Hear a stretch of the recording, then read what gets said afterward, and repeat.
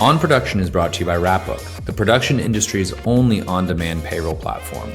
With Wrapbook, you can pay your crew with a click and track all your costs in real time, all in one place. To find out more about how Wrapbook is transforming the way productions pay their crews, visit wrapbook.com. Welcome to On Production, presented by Wrapbook. Today, I'm joined by Emily Rice, who is, in my opinion, a very pivotal figure in production accounting. And Emily is also the CEO of Emily Rice & Co.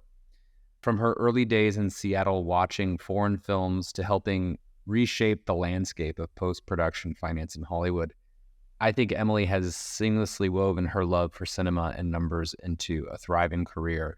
She's here with me on Production to share her insights from her journey, her role in mentoring upcoming talent, and her collaboration with Wrapbook on initiatives like The List and Roomtone. Emily, welcome to On Production. It's nice to be here. Thank you. So I want to know, Emily, you, if I recall correctly, you started working in studio finance, and then you ended up keying your first feature film and landing a key role in a series in Europe. What inspired the move for you from working from the studio system to kind of venturing off into your own adventure here on the production accounting side? I had a friend in Seattle that moved to LA to be on the development side of film. And he has gone on to do a lot of amazing things, gotten a Golden Globe and maybe an Oscar for writing. But at that time, he was reading scripts, and he just thought that my ability to do math and all my interests would come together. And so I came down to LA to help a friend of mine move here to be a production designer. And he got me an interview to be the assistant to the person that oversaw all the production accountants. And that guy was a super great manager, but he didn't know computers all that well. It was really early. We had people coming in from the field that did the books on ledger paper. This is 1986. So he was making the transition to computers, and I was pretty good with them. And so I just managed the wrapping of all the movies over time. He just let me learn everything I could learn. And after I'd learned to wrap the movies, then after a while, I don't know, he could just see that I needed more. So he put me on a show. And then I did 3 or 4 features with them in sort of $6 million non-union range. And then I was offered something to go to Europe on a TV series. And so I left, and my boss told me that I would never work in Hollywood again when I left him. But he's a friend still, though. That forecast was wrong on his part. Yeah. He went on to be a big producer. He's doing great. But it was awesome. A crazy time. It was a really do-it-yourself studio with a lot of low-budget things. And you can learn a lot in those opportunities. Yeah. Will you walk me through the evolution from setting up your practice? Many people will have known your practice as Rice Gordon Pictures to Emily Rice & Co. What were the challenges and triumphs of growing your business from your backyard? Well, then, the nicest thing was the low overhead at first. It was just me and a computer. And pretty soon after I started, I hired a camera assistant who was working with my husband, who thought he might be interested in accounting or just needed some extra work. And he's been now, ever since I hired him, he's been in production accounting, and he works on really big movies now. But yeah, so it was easy to build, just labor costs really and computer costs. And then I had a really good connection at Lionsgate. Some of the people that were at my very first job ended up at Lionsgate, and we reconnected at that time, and I started with a couple of their shows, and then got all their shows after time. Yeah.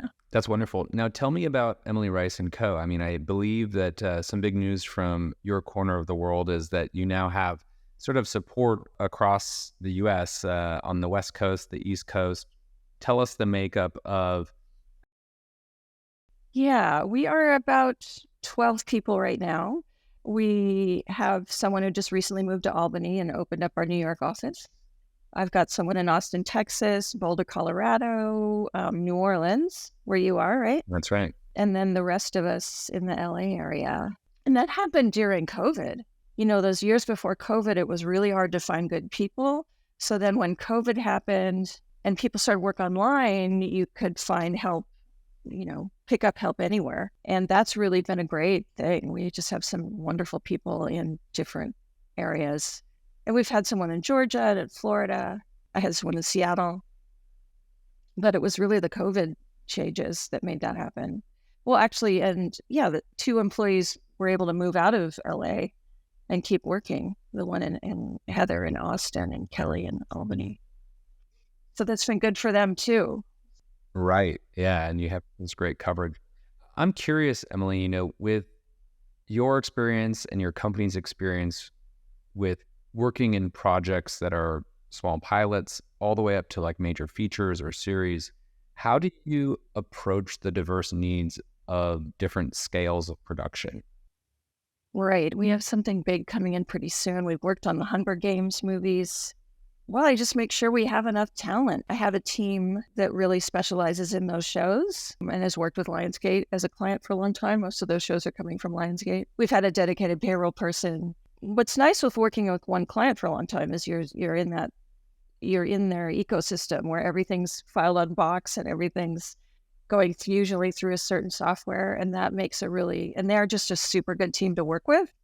The post people are great, production people are great, so it's a very smooth thing. And I'm lucky to have had people that work with me for 10 years on my staff, so that makes it easier for sure. But we just kind of assess the needs of each show and make sure we have enough people and bring on people when we need them. We just brought someone on to be a clerk to do a bunch of work we're doing on audits. While things are kind of slow in Hollywood, we're cleaning up all the audits. I want to shift topics a little bit, Emily, which is, I'll share a story that I thought that was really inspiring to me and to the team here at Wrapbook. But, a couple months ago, you and I were able to share dinner in New Orleans at Superior Seafood. And you brought along with you a bunch of new friends and old friends.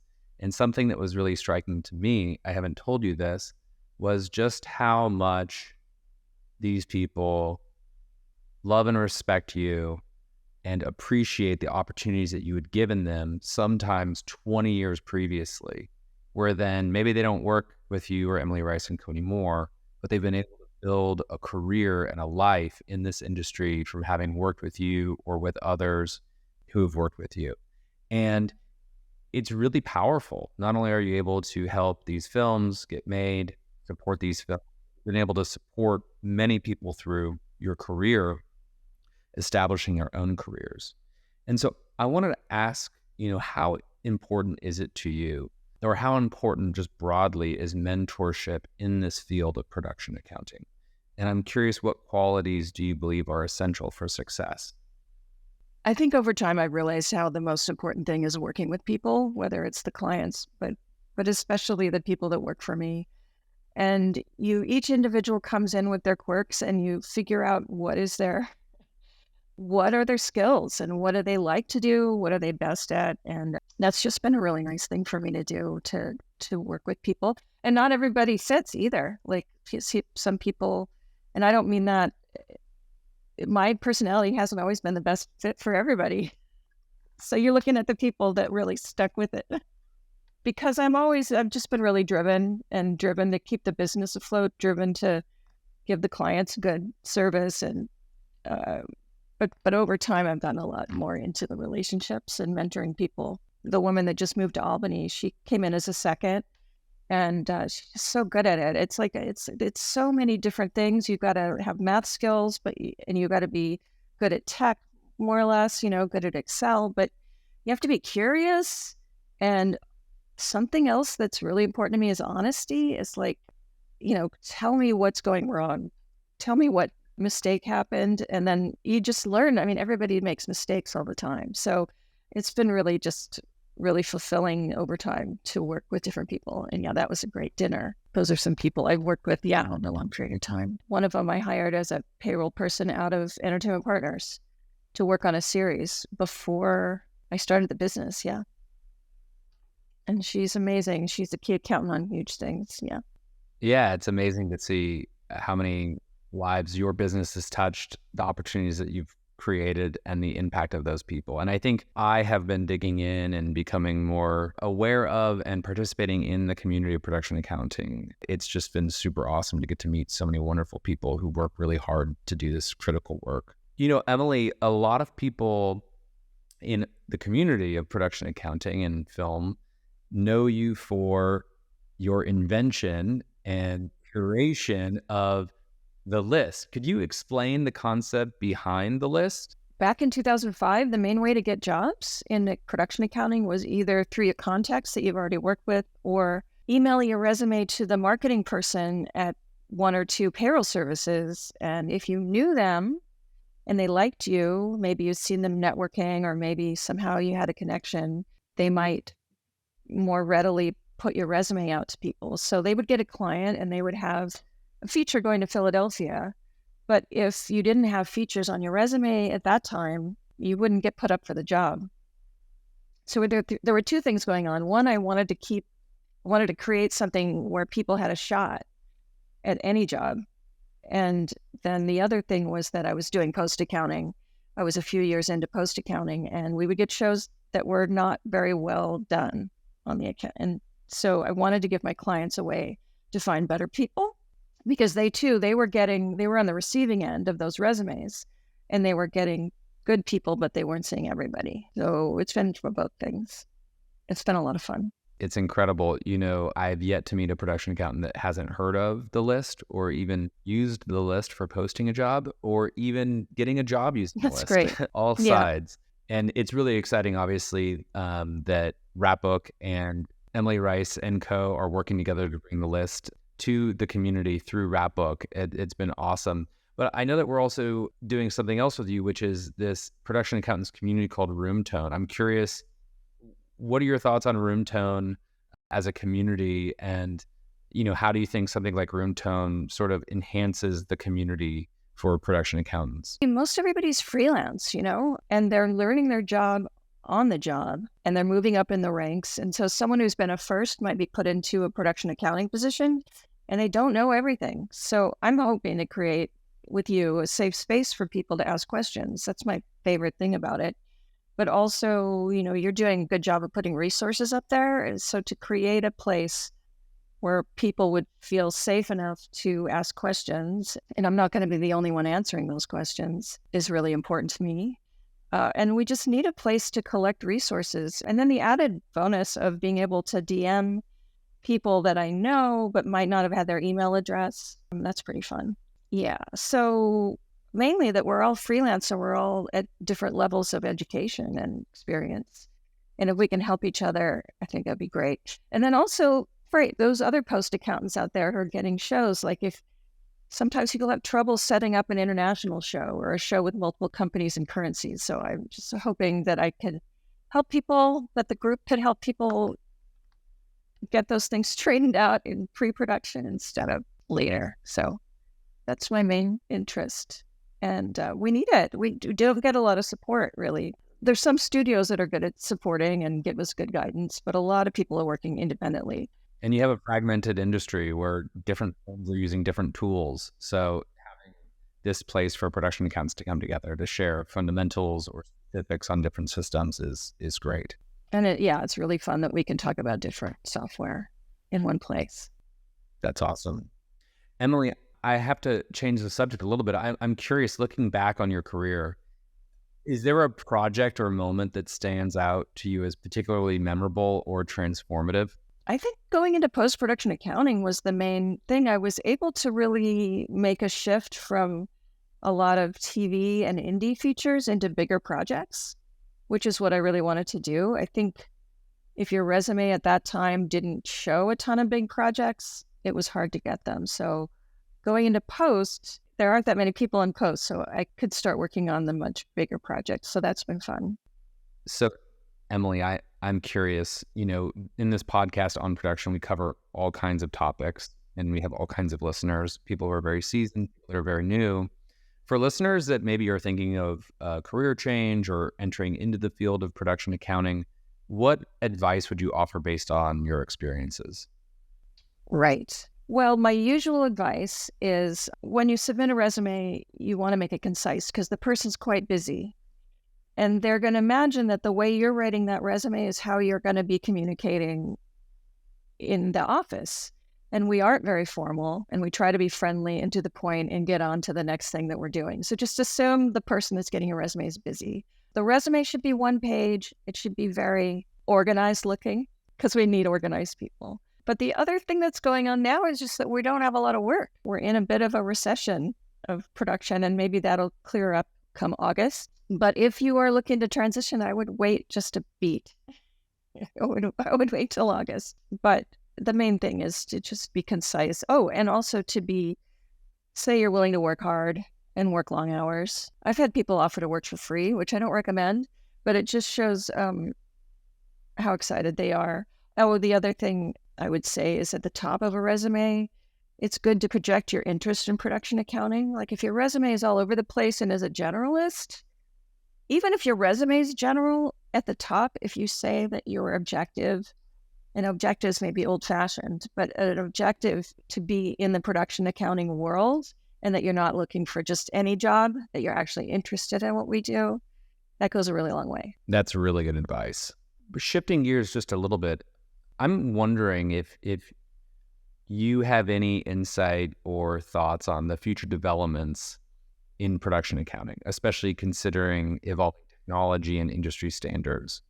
I mean, we're all doing our best to keep up with the technology, and I love digital filing and all of these things that should have happened 10 years ago. The thing that interests me and that is so hard about production accounting lately is the tax incentive flagging that we need to do in most shows, at least most shows outside of LA. And I had this idea from watching your interview you did with Will French. There really should be a dedicated person in the production accounting office that is the expert on the incentive, because the key accountant is supposed to be that, but they're also budgeting and doing everything else. But I really got the idea because the studios really need the books to come back clean, but everybody's so busy trying to keep the shoot going that flagging for the incentives sometimes is inaccurate. And that if people had someone on the shoot, this sort of reminds me of like an intimacy coordinator. Like they need somebody super dedicated to this one thing. And I think somebody very intimate with the New Mexico yeah. film tax incentive. Yeah. And I think producers would get more money back from the incentive, honestly, because we see the other end of that. We're cleaning up the incentives and getting things rejected for various reasons. I don't know if that's an answer to that question, but that's really on my mind since I saw that. So for those listening, that's a reference to a great event that we hosted and that you can actually find on Wrapbook's website, which was between Will French, which is a gentleman that runs an organization called Fallbrook Film Financing, and a production accountant named Marge based out of New Mexico with an expertise in that particular state's film tax credit. I think what's interesting is that your answer, I think, maybe even ties back to a key insight for somebody maybe seeking a way into this industry, which is do deep research on a particular state or states, learn their tax credits, learn how to tag what is qualified, what isn't qualified. There seems like there's an opportunity in being a subject matter expert in where these different incentives are applicable to projects and how to really account for them, because the accounting and tagging and reporting and management of these incentives is different in every state and even internationally as well. So that's a really key insight, Emily. That's great. One more thing I would just say is starting as a payroll assistant is also a good way to start, just because it's not what everybody wants to do. That's awesome. Yeah. Okay. Lastly, Emily, I'm curious, can you kind of discuss your partnership with Wrapbook? Like, how does this collaboration benefit the production accounting community, in your opinion? Well, I'm happy that you have brought your IT people to the list. I think that you've made it a lot easier to search and all that kind of stuff. And I think it's given it a better look, really. And there's just nerdy things I like about the form that you have now to put jobs up and stuff like that I really like. But I think getting people into this room tone Slack community could really be great. As long as we can keep the room tone pleasant, I think it could be, as you would say, transformative. Like, I think I'm super excited about creating a space where people can ask questions and figure out how to do the job better. So it's going to help everybody that way. That's awesome. Well, Emily, from the bottom of my heart, it has been a true privilege to collaborate with you, the work that you've done in building the list, and it's awesome to support and build this production accounting community with you in Roomtone. Thanks for joining me on Production. It's really nice to have a partner, Cameron. Thank you. On Production is brought to you by Wrapbook. With automated time card calculations, real-time production accounting, and payroll you can run with just a click, Wrapbook makes it easier than ever to manage your entire production from one login. To learn more about how Wrapbook is transforming payroll and production accounting, check out our website at wrapbook.com.